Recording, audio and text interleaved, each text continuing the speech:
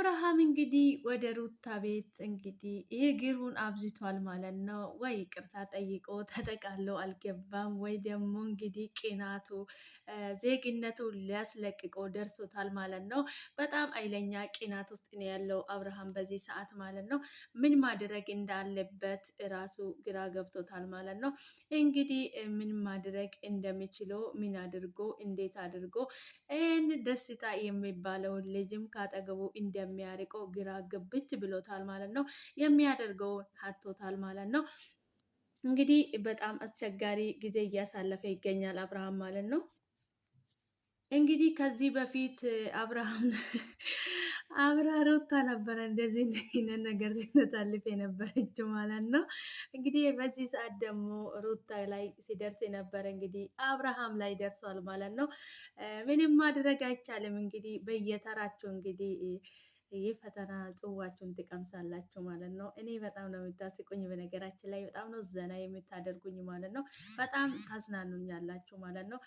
በፊት እናደድባችሁ ነበረ፣ አሁን ትቻችኋለሁ። በቃ ዘና ነው የምታደርጉኝ ማለት ነው። አሁን እንግዲህ አንዳንድ ጊዜ በህይወታችን ላይ ድራማ መጫወት ደስ ይላል ማለት ነው። ሰውን ሳንነካ በርስ በርሳችን ስንጫወት ጥሩ ነው ማለት ነው።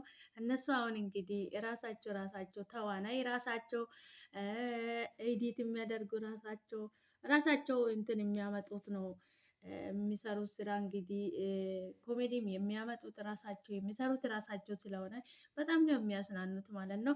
ደስታ የሚባል ልጅ እንግዲህ ከሩታ ጋር ምንም ግንኙነት የለውም ማለት ነው። እሱ እንደዚህ እያደረገ ያለው እንግዲህ የሩታ ስሜት አብርሃም እንዲረዳ ነው ማለት ነው። አንድ ደግሞ መጥቷል፣ የሆነ ጥቁር ዶሮ የመሰለ መጥቶ ገብቷል ማለት ነው ትናንትና። እኔ እኮ በጣም ነው የምታስቁኝ በነገራችን ላይ ማለት ነው።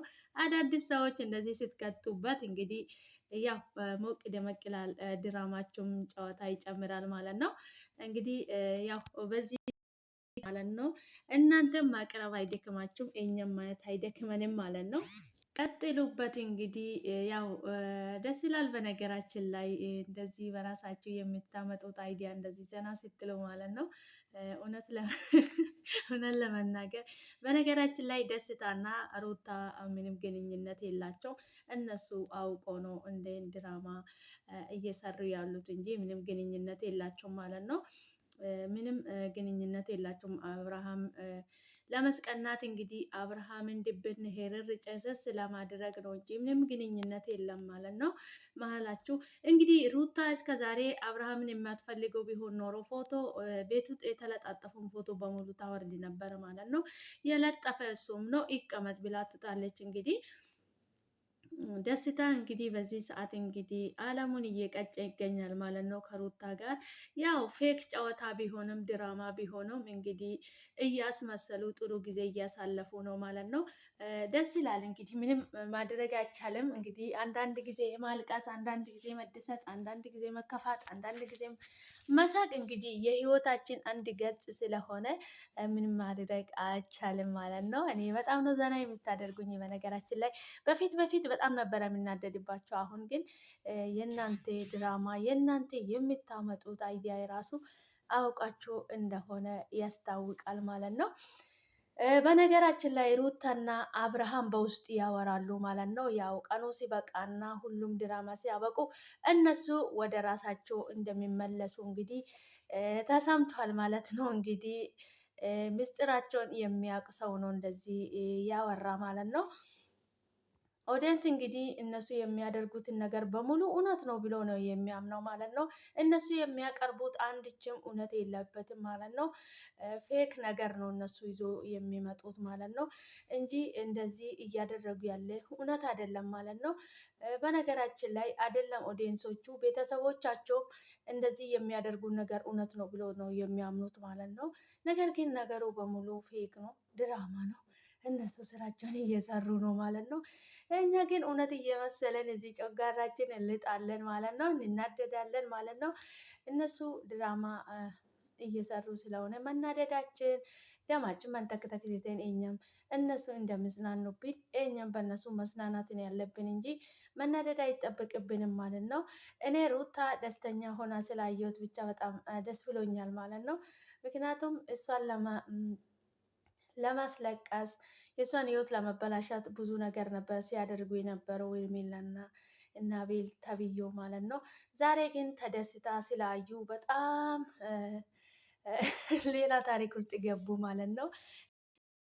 አይቻልም እንግዲህ ጊዜ እንደነበረ አይቀርም፣ ሁሉም ይቀየራል። የተደሰተ ያለቀሳል፣ ያለቀሰ ደግሞ ይስቃል ማለት ነው።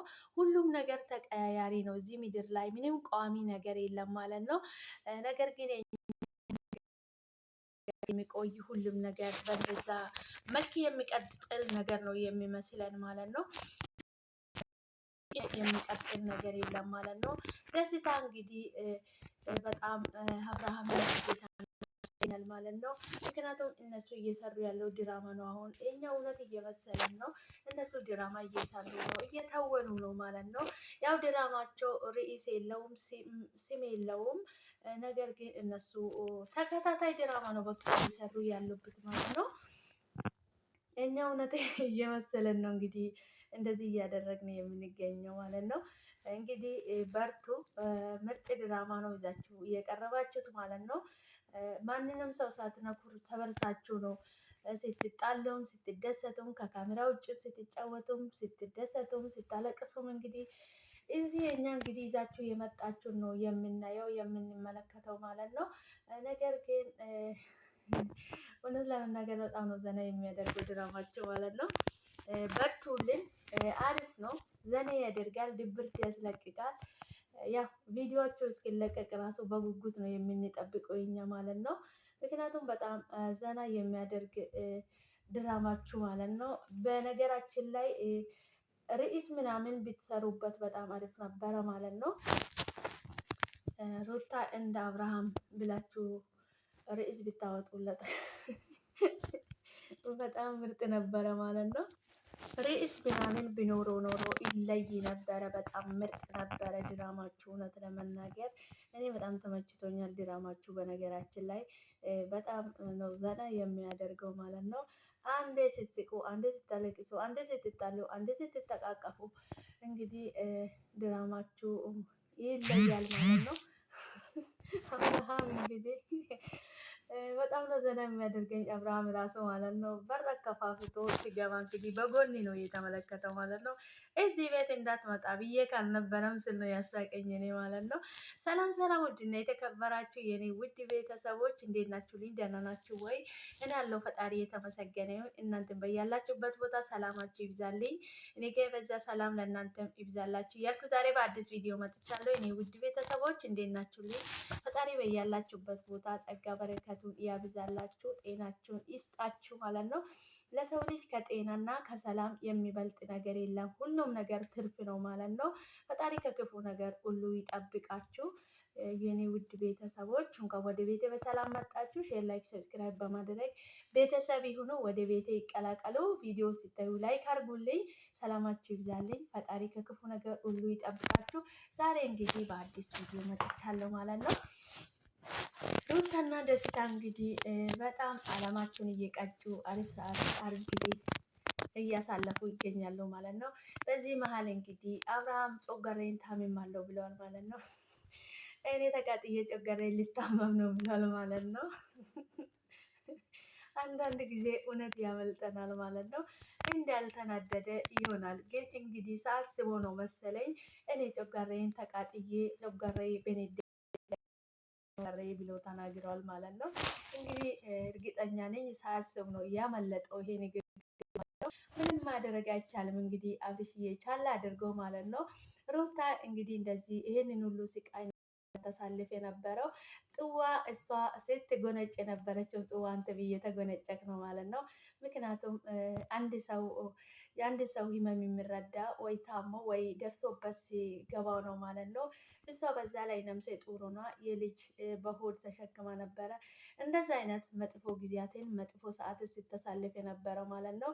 ነገር ግን አንተ እንግዲህ ገና ከአሁኑ ጮጋሬ ነደደ፣ ጮጋሬ ታመመ፣ ጮጋሬ ሊያልቅ ነው ብሎ ብሶት እየተናገርክ ነው ማለት ነው። መተነካና ገና ያለ ዘፋኙ እንግዲህ ሩታ ቆርጣ ተነስታለች ማለት ነው።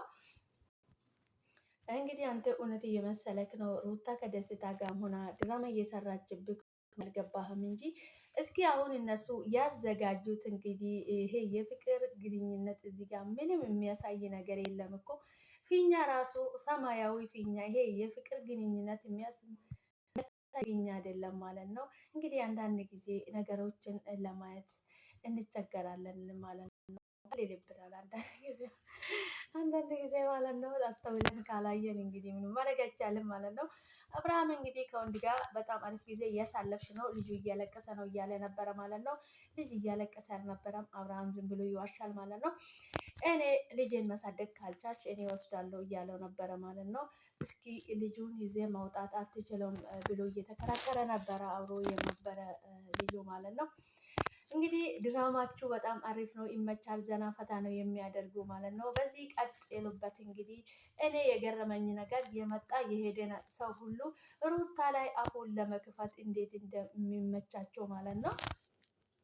እንግዲህ የባጡንም የሰማዩንም ብታወርዱ ሩታ አሁን እንግዲህ መስማዋ ጤጥ ናት። ማንንም አትሰማ፣ ማንንም አታዳምጥም እሷ በዚህ ሰዓት ማለት ነው። እንግዲህ አብረሽና ኤርሜላ መልካም የመቃጠል ጊዜ ይሆንላችሁ ማለት ነው። ጮጋሬ ተቃጥሏል፣ እኔ ሊሞት ነው፣ ጮጋሬ አለቀ፣ ጮጋሬ ነደደ ብለሃል አንተም ማለት ነው። እንግዲህ ቻለው፣ ምንም ማድረግ አይቻልም ማለት ነው። መልካም የጨጓራ መቃጠል ጊዜ ይሁንልኝ ማለት ነው። አብርሽዬ በርታ ወንድማችን። ካላል ቦታም እንደዚህ ነበረ ስትችል የነበረ ምንም ማድረግ አይቻልም። እንግዲህ ዋጥ እያደረግ እንግዲህ እንደምንም ወተት ምናምን እየጠጣበት ቻልና አሳልፈው ማለት ነው። መልካም የመቃጠል ጊዜ ይሁንልኝ ወንድማችን። ሰላማችሁ ይብዛልኝ የኔ ውድ ቤተሰቦች፣ አብራችሁ ስለቆያችሁ ከልብ አመሰግናለሁ። በቀጣይ በአዲስ ቪዲዮ እስክንገናኝ ድረስ ቸር ቆዩልኝ። ሰላማችሁ ይብዛልኝ በያላችሁበት ቦታ። ቪዲዮ ስታዩ ላይክ አድርጉልኝ። አብራችሁ ስለቆያችሁ ከልብ አመሰግናለሁ። በቀጣይ በአዲስ ቪዲዮ እስክንገናኝ ድረስ ቸር ቆዩልኝ። ሰላማችሁ ይብዛልኝ።